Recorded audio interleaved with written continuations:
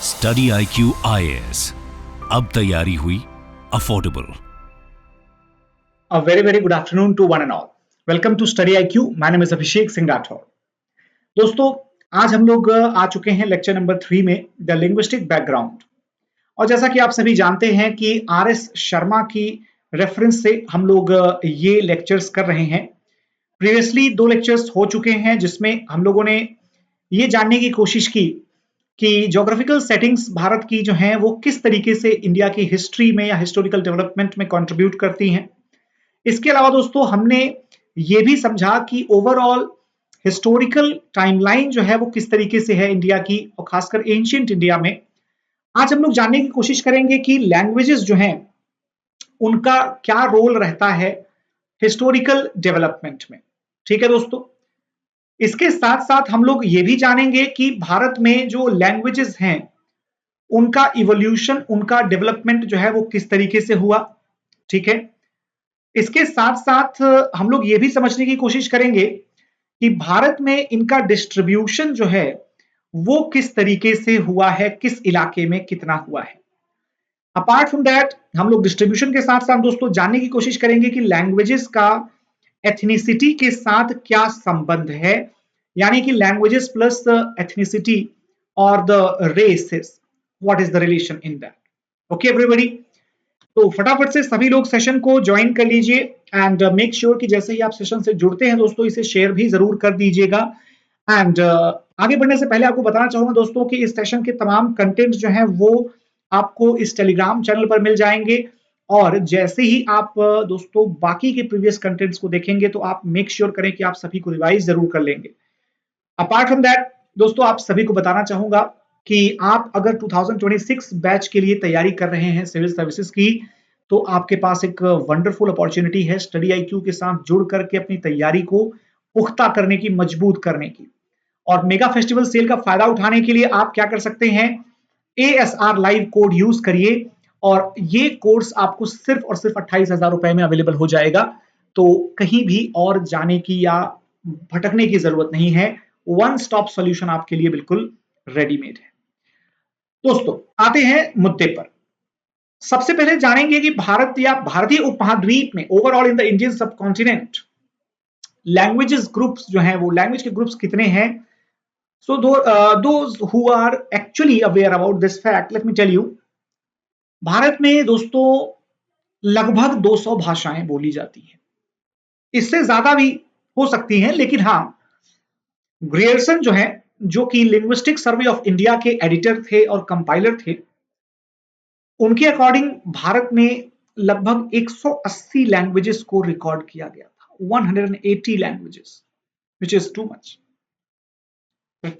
इसके अलावा दोस्तों भारत में तकरीबन 550 डायलेक्ट्स जो हैं ये बोली जाती हैं। अब ये लैंग्वेजेस और डायलेक्ट्स में अंतर क्या होता है, देखिए, लैंग्वेजेस और डायलेक्ट का एक बड़ा इंपॉर्टेंट अंतर यह है कि जो लैंग्वेजेस होती हैं, ठीक है ना, लैंग्वेजेस में सिर्फ और सिर्फ बोलने के लिए कुछ शब्द नहीं होते, बल्कि बाकायदा उस बोली के साथ साथ एक उसका ग्रामर होता है, उसका एक लेक्सिकन होता है, एक शब्दावली कह सकते हैं, और उसके साथ साथ दोस्तों उसका एक रिटन स्ट्रक्चर होता है।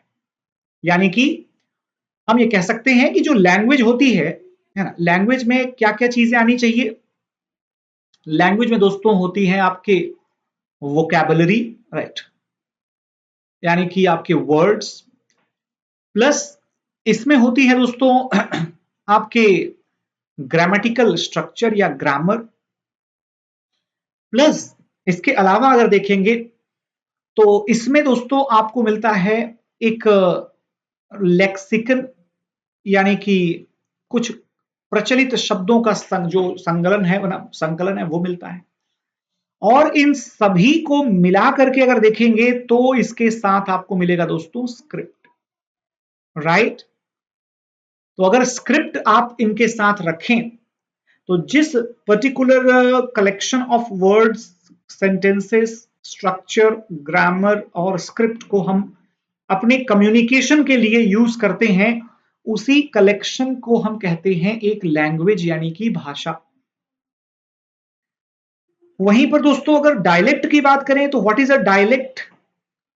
डायलेक्ट जो होता है that actually has got the vocabulary, that has got the grammar, that has got some lexicon, लेकिन इसका जो ग्रामर होता है दोस्तों वो स्टैंडर्डाइज्ड नहीं होता। अगर डायलेक्ट के केस में it is non standardized, okay. और जो स्क्रिप्ट होती है, स्क्रिप्ट तो होती ही नहीं है, स्क्रिप्ट तो होती ही नहीं, यानी कि dialects are more for the regional purposes, right? They are actually variable according to the region, or say the regional variance, okay, regional variances in the language. भाषा में जो स्थानीय रूप से बदलाव आता है उसे हम कहते हैं डायलेक्ट। एग्जाम्पल के तौर पर अगर आप हिंदी को भाषा मानते हैं तो आप उसमें कई सारे डायलेक्ट्स देख सकते हैं, जैसे कि बुंदेली डायलेक्ट होता है, जैसे कि कौरवी डायलेक्ट होता है ना, जैसे कि आप देख सकते हैं राजस्थान के या हरियाणा के या फिर उत्तर प्रदेश के, मध्य प्रदेश के अलग अलग इलाकों के रीजनल डायलेक्ट्स होते हैं।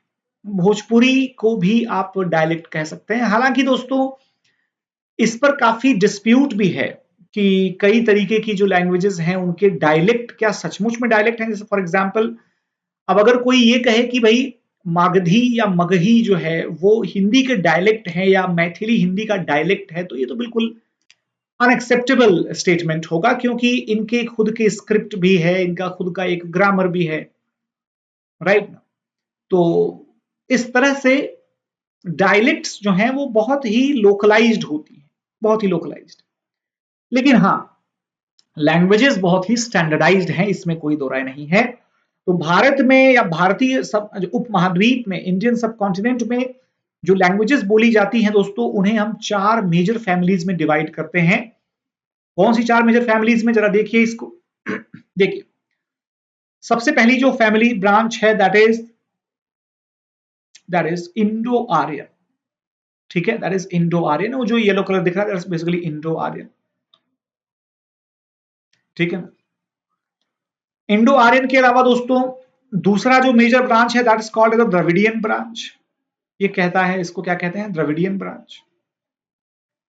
उसके बाद फिर दोस्तों आता है आपका ये जो ब्राउन कलर देख रहे हैं that's called as Sino Tibetan, और basically the Tibeto Burman, Tibeto Burman और बर्मीज। ठीक है। फिर दोस्तों ये कुछ इलाके और हैं, जैसे मेघालय में आप देखेंगे खासी गारो हिल्स के इलाके हैं, या सतपुड़ा बेल्ट हो गया, या फिर कुछ छत्तीसगढ़ के इलाके हो गए, या फिर झारखंड का एक मेजर इलाका हो गया। इन सब जगहों पर दोस्तों कौन सी भाषाएं बोली जाती हैं, कौन से परिवार की भाषाएं हैं? तो these are basically called as the Austro Asiatic languages. क्या बोलते हैं इनको? Austro Asiatic languages. यानी कि भारत में कुल मिलाकर के कितनी लिंग्विस्टिक फैमिलीज हैं दोस्तों? तो भारत में कुल मिलाकर के 4 लिंग्विस्टिक फैमिलीज हैं। Number 1 Indo Aryan, number 2 Dravidian, number 3 Austro Asiatic, and number 4 Tibeto Burmese और तिब्बतो बर्मन। ओके एवरीबॉडी, ये 4 जो है वो लिंग्विस्टिक फैमिलीज भारत में देखी जाती है। ठीक है ना। अब सबसे पहले बात करेंगे दोस्तों ऑस्ट्रो एशियाटिक लैंग्वेज फैमिली के बारे में। देखिए, नाम से पता चल रहा होगा Austro Asiatic, basically south East Asia से और अप टू ऑस्ट्रेलिया तक का इलाका, उसमें जो लैंग्वेजेस बोली जाती हैं मेनली हम उनकी बात कर रहे हैं। लेकिन दोस्तों इनकी 2 सब फैमिलीज होती हैं। पहली सब फैमिली है that's called as the Austric Asiatic, Austric Asiatic. ठीक है ना। मतलब ये जो भाषा है ये इंडियन सब कॉन्टिनेंट की भाषा है। ओके।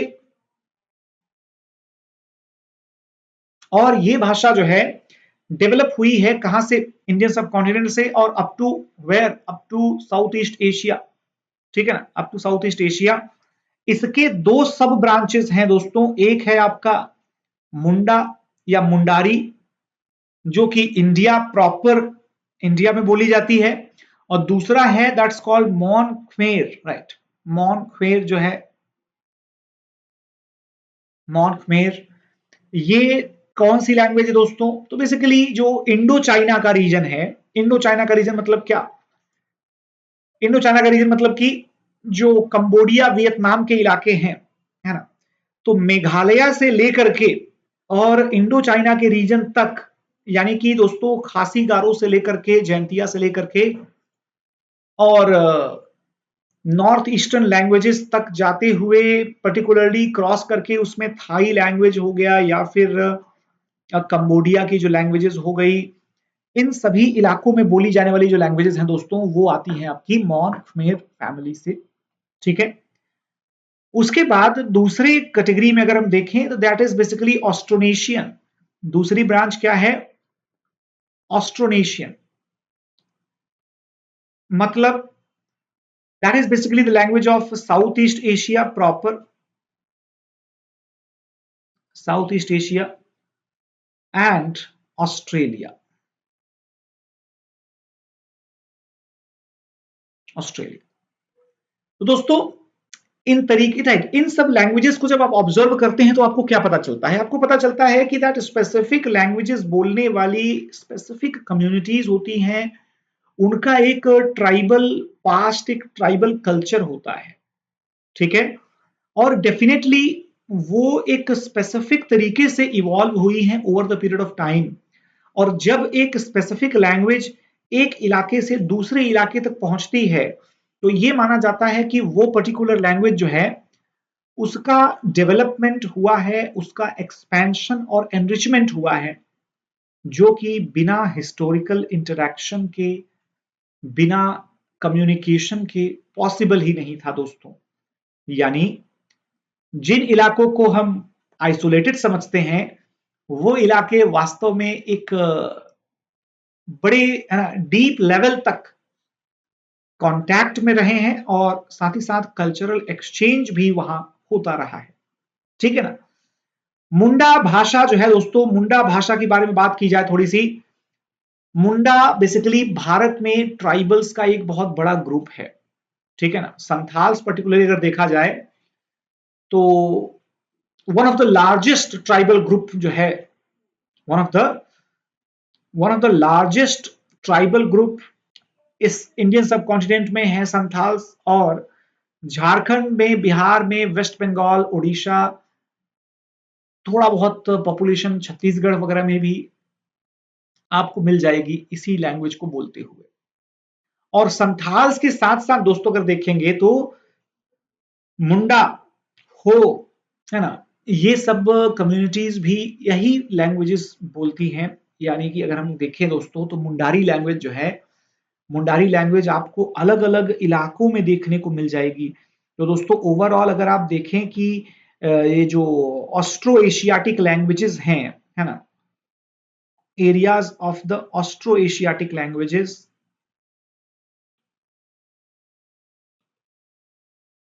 ठीक है, ये एरिया दोस्तों कहां पर है exactly exactly?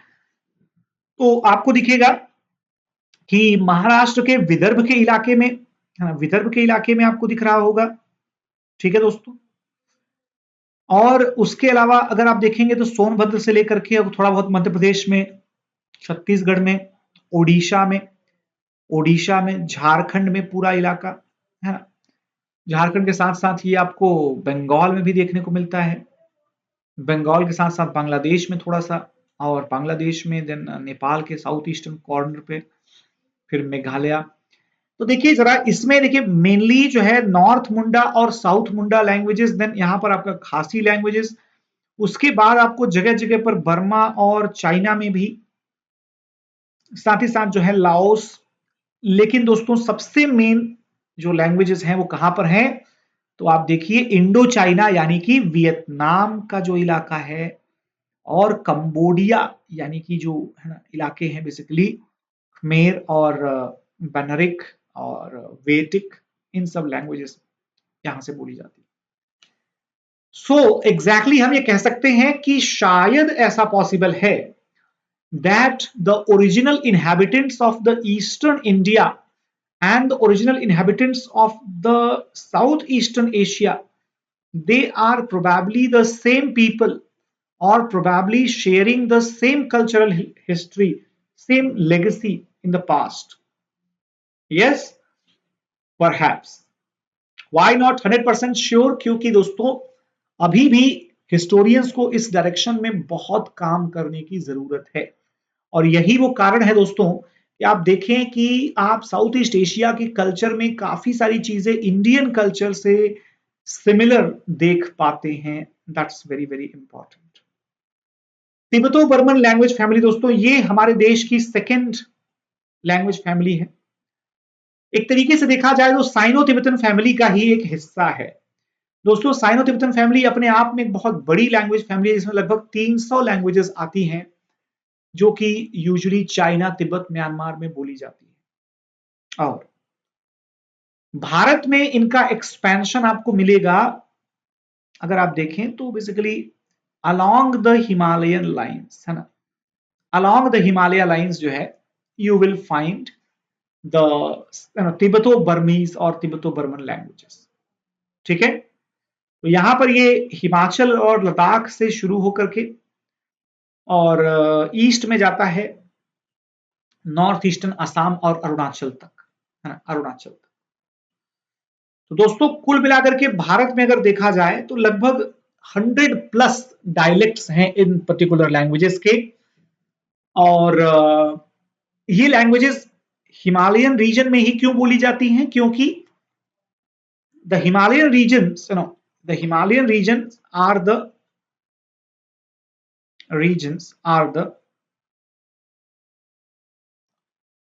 the area or the region of confluence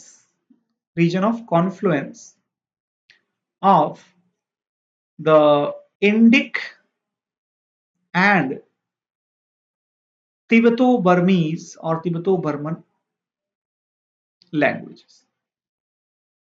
तो क्या भारत में बोली जाने वाली लैंग्वेजेस जो कि तिब्बतो बर्मन फैमिली से बिलोंग करती हैं, क्या उसमें किसी भी तरीके से इंडो आर्यन लैंग्वेजेस या इंडिक लैंग्वेजेस का कोई इंपॉर्टेंट टर्म नहीं होता होगा? क्या डेफिनेटली होता होगा, लेकिन दोस्तों इसका ये मतलब नहीं कि वो अलग लैंग्वेज फैमिली नहीं है। They are absolutely different linguistic family belonging to the eastern Asia, पूर्वी एशिया से संबंध रखने वाली लैंग्वेजेस हैं यहां पर दोस्तों।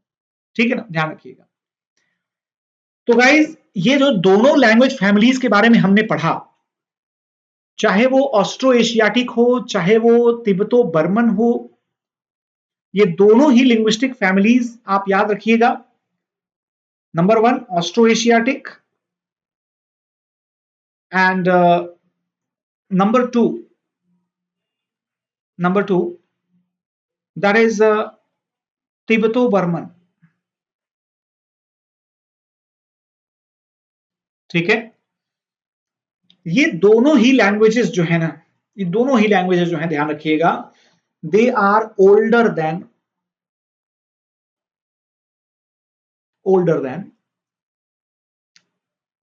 Tamil, that is a Dravidian language,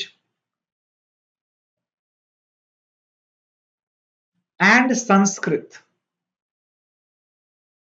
that is a Indo-Aryan language। ठीक है,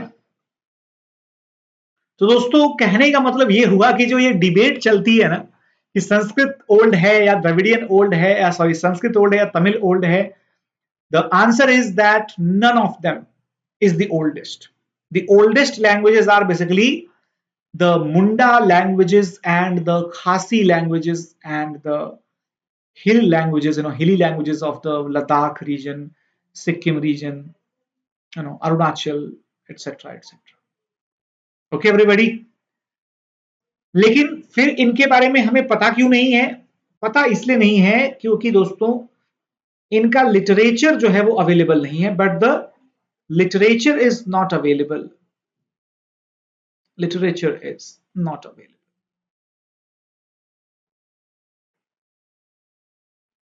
ठीक है ना, लिटरेचर अवेलेबल नहीं है। अच्छा, ये चीज आप में से कई लोगों के मन में आता होगा कि सर अगर लिटरेचर अवेलेबल नहीं है तो पता कैसे चलता है कि ये लैंग्वेज है।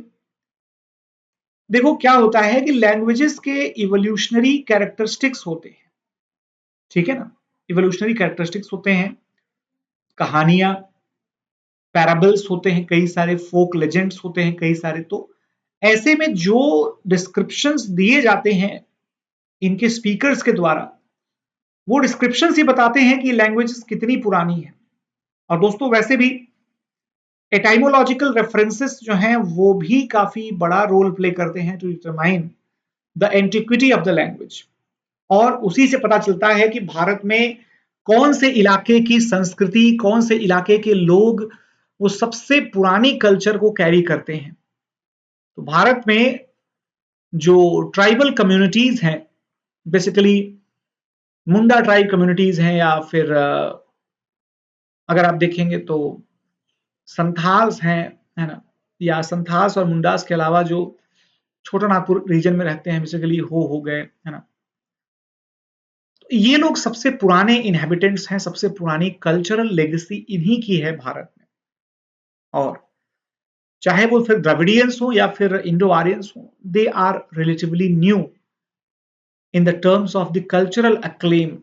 ओके एवरीबॉडी, ध्यान रखिएगा। फिर आते हैं दोस्तों द्रविडियन लैंग्वेजेस के बारे में बात करते हैं। द्रविडियन लैंग्वेजेस का मतलब क्या होता है? द्रविडियन लैंग्वेजेस बेसिकली कही जाती हैं उन लैंग्वेजेस को, right, the languages that emerged during, or sorry, emerged in the region of Dravida. That's basically peninsula. Okay, peninsula. Okay, everybody. तो इसका मतलब कि भारत में, खासकर दक्षिणी भारत में, यानी कि अगर आप देखें तो टेक्निकली तो द्रविडियन लैंग्वेजेस आपको सदर्न स्टेट्स में ही नजर आएंगी, बट इट डजंट मीन कि द्रविडियन लैंग्वेजेस सिर्फ और सिर्फ वहीं एग्जिस्ट करती है। Dravidian languages are numerous and they exist in the entire southern India, as well as in the parts of the northeastern Sri Lanka, as well as in the part of the Pakistan, and also in Pakistan. And where in Pakistan, by the way? Brahui is that place, northwestern part of Indian subcontinent in Pakistan, basically in Balochistan. Okay. So they speak the Brahui language, and that is one of the oldest Dravidian languages as well. Guys, it is usually believed that there are like two patterns of explanation. Number one, called as the genetic pattern, to explain that is all the speakers of this particular language, they belong to a specific community, a specific gene, a genetic lineage, which means the speakers of the Dravidian languages are a different set of people than the rest of the country. That is one set of belief. The other set, however, suggests that it is just a language, which means language is primary, genetics is secondary, which means that anybody who started staying in this area started speaking in that same language. So language is more important than the people. Okay, everybody. And let me tell you one thing, that even in that scenario, it is believed that the people and the language of the people along with them that came from Persia and settled in the southern or the central part of India around like say 6,000 years ago. Okay, 6,000 years ago. So where are the places where these languages are existing, my dear? You can see entire Dakkan is there. Entire Dakkan is there. Okay, entire Dakkan is there. So you can see the Munda languages. All right, everybody. the vertical and horizontal bars. So vertical bar Ho Santhal, horizontal you can see here vertical like Korku, Nahli, okay. Then here it is the Kolami. Then guys, coming to the Dravidian languages, here you can observe that in Sri Lanka, one small central part, then northeastern parts, they speak southern Dravidian languages. Then Tamil, Kannada, Tulu, Kogaru, Toda and Kota, then Badaga, Malayalam, Telugu, Koruku, then Kolami, then Gondi, Parji. Guys, all of these languages, they belong to the Dravidian languages group. Okay, Dravidian languages group. But at the same time, you can also see that Gutub, Gata, Remo, then Kui and Kuvi, all of these languages. So Kuvi is a language that belongs to where? That belongs to the Dravidian as well as the Mundar, right? So you can see that this area of the northeastern fringe of the plateau region, यानी कि वही आपके आंध्र प्रदेश, ओडिशा और छत्तीसगढ़ का जो adjoining इलाका है ना, that area is the region of synthesis of the languages, and it becomes really tough to distinguish it from one another. However, one language is absolutely distinguished, that's called as the Brahui, which is in Pakistan, and it actually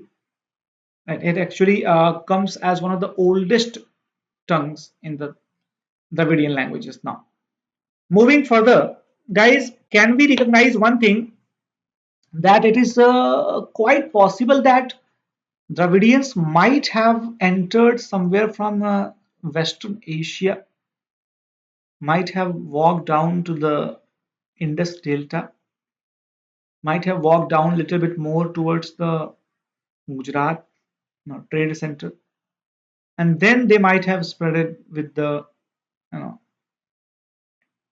incurrence of the people from all across the country. Okay, so that is actually a possibility that might have happened.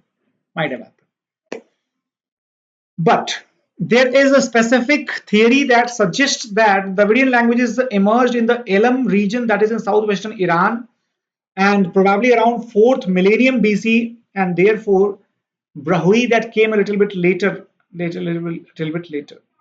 Okay, still in prevalence in Iran, Turkmenistan, Afghanistan, etc., and also in some parts of Pakistan as well.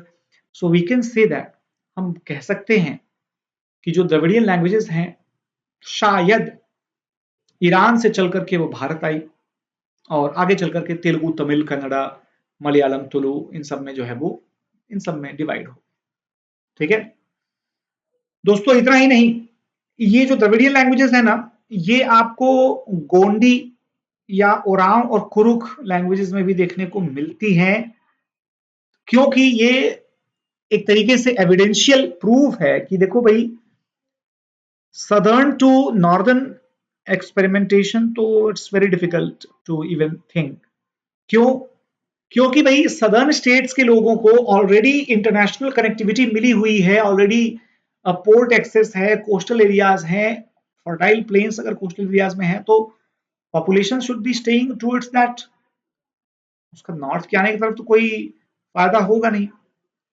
That's why they never ever attacked the northern India in, I would say, absolute sense, because थोड़ी बहुत attacks तो होते रहते थे भाई, ऐसी बात नहीं है. आप देखेंगे तो एंशियंट के अंत तक आते आते ट्राइपार्टाइट स्ट्रगल चलता है, तो वहां तो पूरी तरीके से नॉर्थ वर्सेस साउथ ही हो जाता है, Gurjar Pratihara versus Rashtrakuta. But I am talking about even more earlier.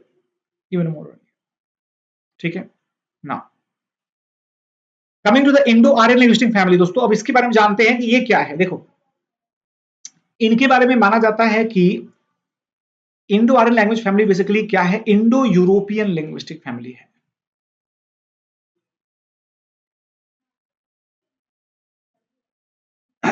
Sorry, okay. Indo European languages में दोस्तों अगर आप देखेंगे तो यूरोप में बेसिकली जर्मनी, फ्रांस और हंगरी के प्लेन्स से लेकर के, यानी कि वेस्टर्न यूरोपियन से लेकर के, और अप टू इंडियन सब कॉन्टिनेंट, और वो भी नॉर्दर्न इंडिया। ओके, तो वेस्टर्न यूरोप से लेकर के और नॉर्दर्न इंडिया तक के बीच में ऐसा प्रपोजल रखा गया कि भाई all the languages have the common ancestor, and that is what? That is Sanskrit. Okay, or say some type of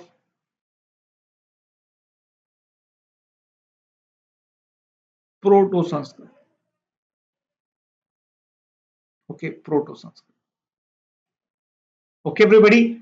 So, typically speaking, let me tell you that it is claimed that a community of the migrants, a community of the holders, and community of the people who might be merchant or the herders, they kept on migrating from the southern Asia towards, sorry, from the Central Asia towards the southern Asia, of course, in the search of better opportunities, better life, better soil, better climate, better vegetation, etc.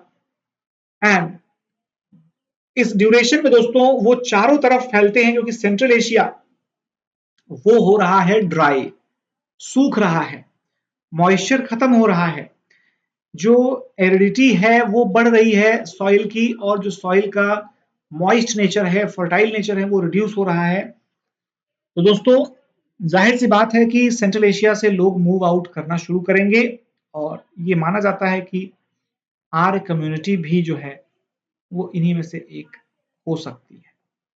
ठीक है ना। Even though मैं आपको बता दूं कि यहां पर जो आर्य शब्द का प्रयोग किया गया है ये एक लिंग्विस्टिक ग्रुप को दिखाने के लिए प्रयोग किया गया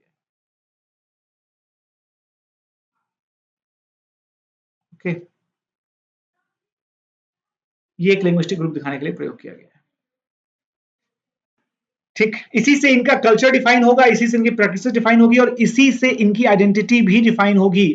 तो दोस्तों ये माना गया कि भाई इंडो यूरोपियन फैमिली जो है वो दो ब्रांचेस में डिवाइड हो जाती है। ठीक है ना। एक तीसरी ब्रांच भी रहती है, बट वो तीसरी ब्रांच नेग्लिजिबल टाइप की ब्रांच है जिसको हम कहते हैं दार्डिक ब्रांच, जो कि जम्मू कश्मीर में बहुत छोटे से इलाके में दार्डिक लैंग्वेजेस बोलने वाले लोग रहते हैं। लेकिन मेनली जो है दोस्तों ये ब्रांचेस हैं इंडो ईरानियन, जो कि वेस्ट साइड में है, और इंडो आर्यन, या सिंपली है ना द इंडो आर्यंस। ओके, ये जितने भी लोग हैं कम्युनिटीज अलग अलग तीन ब्रांचेस, ये सबके सब जो है दोस्तों अपने आप को आर्यन डिसेंडेंसी क्लेम करते हैं। ठीक है, रिमेंबर। अब वो बात अलग है कि आगे चल करके ये जो वेस्टर्न ब्रांच थी इंडो ईरानियंस की वो पर्शियन बन गए, दार्दिक ब्रांच जो थी वो मुस्लिम्स बन गए, और बचे कौन? इंडो आर्यंस, जो आज भी इंडो आर्यंस ही हैं। ठीक है ना, आज भी इंडो आर्यंस ही हैं। तो दोस्तों ओवरऑल हम ये कह सकते हैं कि इंडो आर्यन लैंग्वेजेस का जो स्पैन है वो काफी बड़ा है, लेकिन इस स्पैन में दोस्तों जो ओवरऑल नंबर ऑफ लैंग्वेजेस है ना वो ब्रॉडली तो कैटेगराइज्ड हैं कुछ बेसिस में, लेकिन दोस्तों लोकल डायलेक्ट्स बहुत बहुत ज्यादा, बहुत ज्यादा। तो आप देखिए कि कहां से कहां तक चला आ रहा है, बेसिकली तुर्की से लेकर के और पूरा का पूरा ये मिडिल ईस्ट को घेरता हुआ, हाँ, और ये पूरा सब कॉन्टिनेंट में एरिया को घेरता हुआ। ठीक है ना। तो ये सब जो इलाके हैं दोस्तों, these are the areas of the Indian subcontinent as well as the Indo Iranian languages. ठीक है दोस्तों, नाम आप चाहें तो पढ़ सकते हैं कि चाहिए भाई यहाँ पर देखेंगे बलोची हो गया, देन बख्तियारी हो गया, उसके बाद फिर दारी हो गया, फिर गिलकी, कुर्दिश, है ना। दोस्तों कुर्दिश वगैरह के लैंग्वेजेस तो सोचो कहाँ कहाँ नहीं प्रोसिक्यूटेड हैं, लेकिन सब कॉन्टिनेंट में या इंडिया फ्रेंड्स हैंड्स में अगर देखेंगे तो राइट वो पूरी तरीके से सेफ है। ठीक है ना। कुर्दिश और बलोची, इनकी मैं लैंग्वेजेस की बात कर रहा हूं दोस्तों। ये लैंग्वेजेस आप देखें बहुत ज्यादा मैं कहूंगा कि रिनोन्ड और बहुत ज्यादा वाइड स्प्रेड लैंग्वेजेस नहीं है, including the languages like the other languages particularly having the different origins in these areas, right? ये भी दोस्तों काफी ज्यादा कह सकते हैं कि स्प्रेडेड हैं, बहुत स्प्रेडेड आउट हैं। भारत में पर्टिकुलरली इनका योगदान क्या रहा है? अब देखिए, जैसे कई स्टूडेंट्स को डाउट आता है कि सर वो अलेक्जेंडर के यहाँ से कोई आया था तो यहाँ पर रह करके वो कैसे बात करता होगा? सर वो इंडो ग्रीक्स आए थे, अटैक कर रहे थे और सर उन्होंने बात कैसे की होगी? या शकाज आए तो कैसे बात? आप समझो इस बात को कि लैंग्वेज फैमिलीज लगभग एक जैसी हैं।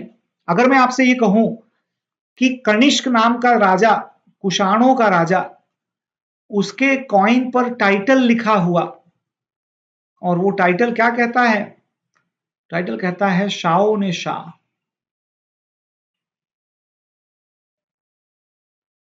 शाओ ने शाह मतलब क्या ये शहनशाह नहीं है क्या? क्या ये शहनशाह नहीं है क्या? क्या ये राजाधिराज नहीं है क्या? राजाधिराज।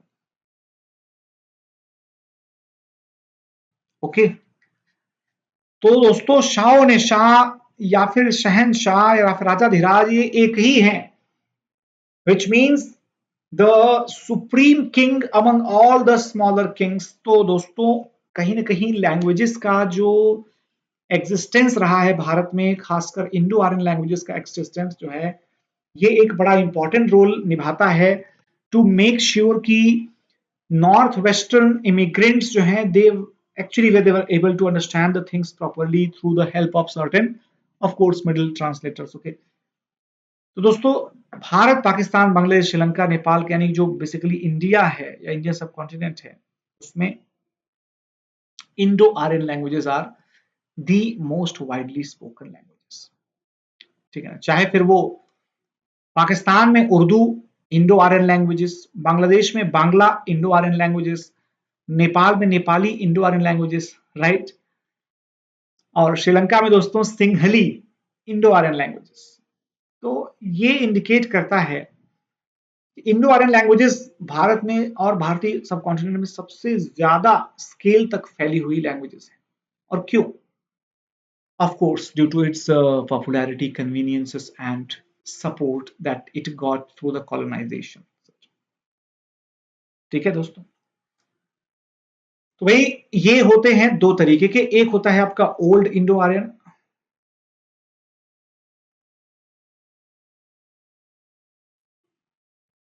Okay, old Indo Aryan, Vedic Sanskrit, ठीक है ना? वैदिक संस्कृत के साथ साथ मिडिल इंडो आर्यन यानी कि प्राकृत, पाली, अपभ्रंश। उसके बाद फिर दोस्तों आपका आता है लेटर। ठीक है, लेटर में आपका ओवरऑल क्लासिकल संस्कृत है। ठीक है ना? क्लासिकल संस्कृत जो है दोस्तों, ये आपको अपीयर होना सबसे पहले दिखाई पड़ता है। उसके पहले कुछ भी रिटन या कुछ भी सच कह सकते हैं ना कि प्रोमिनेंटली थॉट प्रोसेस में हो लेकिन राइटिंग में हो, ऐसा जरूरी नहीं था, वो बहुत मुश्किल से दिखता था। तो दोस्तों ओवरऑल हम ये कह सकते हैं कि आज हमारी भारत की जो भाषाएं हैं वो इन्हीं पुराने लैंग्वेजेस से ही डेवलप हुई हैं। अच्छा, इससे आप एक बात ये भी समझिएगा कि लैंग्वेजेस को जानना क्यों जरूरी है, क्योंकि जब आप जानते हैं लैंग्वेजेस को दोस्तों, तब आपको पता चलता है कि अच्छा, जैसे पाली में धम्म बोला गया अगर किसी चीज को, तो संस्कृत में उसको क्या बोलेंगे दोस्तों? संस्कृत में उसको बोलेंगे धर्म। अगर पाली में उसको बोला गया है ना प्रियदर्शी, ओके, तो संस्कृत में क्या बोला जाएगा?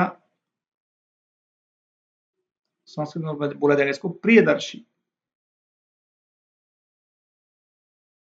प्रियदर्शी। तो दोस्तों ऐसे बहुत सारी लैंग्वेजेस या लिंग्विस्टिक इवोल्यूशनल चेंजेस आपको देखने को मिलते हैं, और ये सारी बातें जब आप जानोगे ना, तब आपको पता चलेगा कि आने वाले टाइम पर जो है या आने वाले लेक्चर्स में जो है वो कितने ज्यादा इनकी यूटिलिटी रहती है दोस्तों। हालांकि इसमें मैंने एक टॉपिक जो एनसीईआरटी में दिया हुआ है उसको मैंने एक्स्ट्रा इसमें ऐड कर दिया, but I will suggest you कि इसका बहुत ज्यादा यूटिलिटी नहीं है। कि आप एथनिक ग्रुप्स और उनकी लैंग्वेजेस के कनेक्शन को समझें। बट फिर भी जानने के लिए आप जान सकते हैं कि भारत में मेनली जो है पुराने कंसिडरेशंस के अकॉर्डिंग इंडियन सब कॉन्टिनेंट में 4 जो है वो ग्रुप्स देखने को मिलते हैं। ओके, 4 ग्रुप्स कौन कौन से? Negrito, Australoid, Mongoloid and Caucasoid. ठीक है दोस्तों, तो अब आप इसमें देखिए कि ये जो डिवीजन किया गया है दोस्तों, ये फिजिकल अपीयरेंस के आधार पर किया गया है। फिजिकल अपीयरेंस के आधार पर मतलब कि उनकी हाइट कैसी है, बिल्ट कैसी है, नोज का स्ट्रक्चर कैसा है, आईब्रोज कैसे हैं, शेप कैसा है, चेहरे का जॉ लाइन कैसी है, वो सारी चीजें कंसीडर करते हुए और एथनिक ग्रुप्स में डिवाइड किया गया दोस्तों भारत की लैंग्वेज फैमिली। ठीक है, इसमें अगर आप देखें दोस्तों, ऑस्ट्रेलाइड जो होते हैं, राइट, बेसिकली जो ऑस्ट्रेलाइड्स होते हैं ये कैसे रहते हैं दोस्तों? तो शॉर्ट स्टेचर के हैं, लेकिन निग्रिटो से थोड़े से लंबे। निग्रिटो जो है वो सबसे छोटे। कहां पर रहते हैं भाई? अंडमान निकोबार और नीलगिरी हिल्स तमिलनाडु, थोड़ा बहुत केरला श्रीलंका में। ऑस्ट्रेलॉइड जो है कंपैरेटिवली थोड़े से, है ना, थोड़े से लंबे होते हैं, हालांकि डार्क भी होते हैं, बॉडी हेयर भी रहता है, लेकिन सेंट्रल और सदर्न एरियाज में अच्छे खासे आपको दिखेंगे दोस्तों। बट जो 2 कॉमनली आइडेंटिफाइबल कम्युनिटीज हैं वो है दोस्तों मंगोलॉइड्स, जो कि short stature, heavy scanty body hair, है ना, actually have scanty body hair, that means बहुत ही कम बॉडी हेयर रहता है, and flat noses, flat noses. ठीक है, ये बात ध्यान रखिएगा, दैट इज एसेंशियल। यूजुअली इसी वजह से नॉर्थ ईस्टर्न लैंग्वेजेस बोलने वाले जितने भी इंडियंस बेसिकली हैं, उनको कभी ना कभी इस तरीके से रेसिस्ट स्लर्स का भी सामना करना पड़ा होगा, शायद इंडिया में ही, मे बी इंडिया के बाहर। तो ये चीज हमें समझनी पड़ेगी कि भाई किसी कम्युनिटी का इस बात से लेना देना नहीं है कि उसका ओरिजिन क्या है, इससे उसका इन्फ्लुएंस होगा नहीं कल्चर या कुछ भी इस चीज। बट अभी फिलहाल अगर देखें तो सोशल मीडिया के एज में दोस्तों, आप अगर इस तरीके के स्लर्स का यूज करते हैं तो you can become socialize very badly, right. दोस्तों कहीं ना कहीं मंगोलॉइड्स और कॉकेसॉइड्स भी जो हैं, कॉकेसॉइड्स कौन? वही जो टिपिकल आपको हरियाणा, पंजाब में, जम्मू कश्मीर में, जम्मू में खासकर देखने को मिलते हैं। That is what? That is लंबे चेहरे, अच्छी खासी हाइट और अच्छे खासे जो है वो चिन डेवलप होते हैं, अच्छी खासी आपके फोन का, राइट, जो है अगर आप देखें तो जितने भी है ना, जितने भी आपके फोनल फीचर्स हैं, फेशियल फीचर्स हैं, सॉरी, वो फीचर्स आपको बड़े क्लियर दिखते हैं। शार्प नोज है, बिगर आईज हैं, कंपैरेटिवली नैरो नोज लेकिन थोड़ी टॉल या थोड़ी लॉन्ग नोज है दोस्तों। इसके अलावा बालों में देखेंगे आप तो you will have like little bit straighter hair almost, है ना, फोरहेड थोड़ा ब्रॉड होगा। तो ये सब जो फीचर्स है ना, these are the Caucasoids features, and these Caucasoids are where they are present in the area around Caspian सी।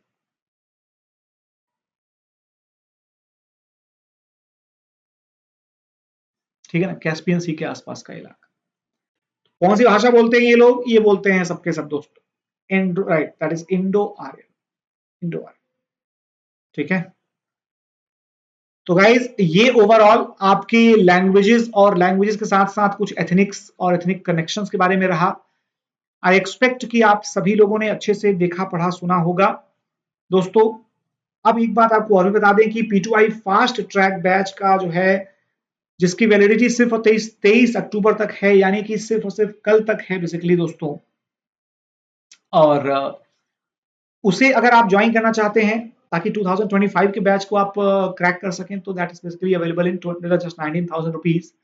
अगर आप यूज करते हैं कोड ASR लाइव तो ये बैच आप ज्वाइन कर सकते हैं दोस्तों, बाकी सबके साथ। और अगर अभी तक आप कंफ्यूज्ड हैं इस बात को लेकर के कि आपको प्रिपरेशन करनी चाहिए थी कि नहीं करनी चाहिए थी 2025 में, आपने तैयारी अपने लेवल पर अच्छी खासी कर रखी है लेकिन स्टिल आप डाउटफुल हैं, तो guys do not delay it, यही अपॉर्चुनिटी है, ज्वाइन करिए कोर्सेज को फटाफट से। मिलते हैं क्लासरूम में, तब तक के लिए बहुत बहुत शुक्रिया आप सभी का। Thank you so much everybody. And class का कंटेंट दोस्तों आपको मिल जाएगा हमारे टेलीग्राम चैनल पर। तब तक के लिए उम्मीद करता हूं कि आप सभी लोग इसको जरूर लाइक करेंगे और शेयर करेंगे अपने दोस्तों के साथ, so that it can reach the maximum number of people. Take care guys, bye bye and have a great day. Study IQ IAS, अब तैयारी हुई अफोर्डेबल।